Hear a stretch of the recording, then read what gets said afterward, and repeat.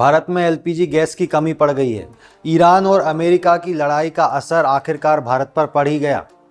Iran की इस लड़ाई के चक्कर में स्ट्रेट ऑफ हॉर्मुज यानी कि ये वाला रास्ता जो कि पूरा ईरान के अंडर में आता है, इस स्ट्रेट ऑफ हॉर्मुज पर भारत की समुद्री जहाज फंस गए हैं, जिसमें लगभग एलपीजी के 3.5 लाख कंटेनर लोड हैं।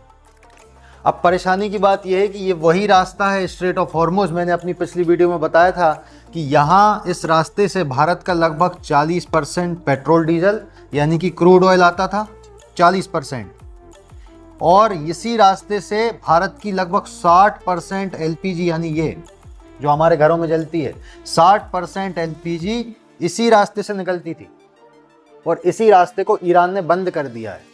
अब परेशानी की बात यह है कि हम जिन देशों से एलपीजी खरीदते थे वो यही देश तो हैं, Saudi Arabia, UAE, Oman, Qatar, Kuwait, ये सारे अरब देशों से हम एलपीजी खरीदते थे और यही सब देश मिलकर ईरान पे हमला कर रहे हैं। तो ईरान पागल तो है नहीं। अब ये सब मिलकर ईरान पे हमला कर रहे हैं तो ईरान ने ये रास्ता बंद कर दिया कि अब तुम अपने जहाज निकाल के दिखा दो यहाँ से, और उस चीज़ का असर अब भारत पर पड़ रहा है क्योंकि हमारे शिप्स, हमारे कंटेनर भी इसी रास्ते से आते थे।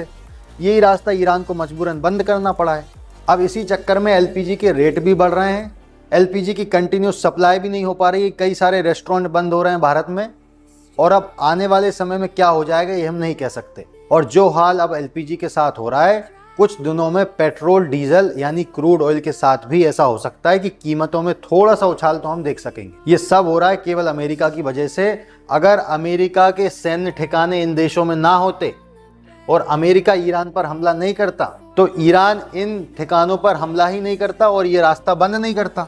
ईरान की मजबूरी है अमेरिकी ठिकानों को मिटाने के लिए क्योंकि अमेरिका उस पर कंटिन्यूस हमला कर रहा है।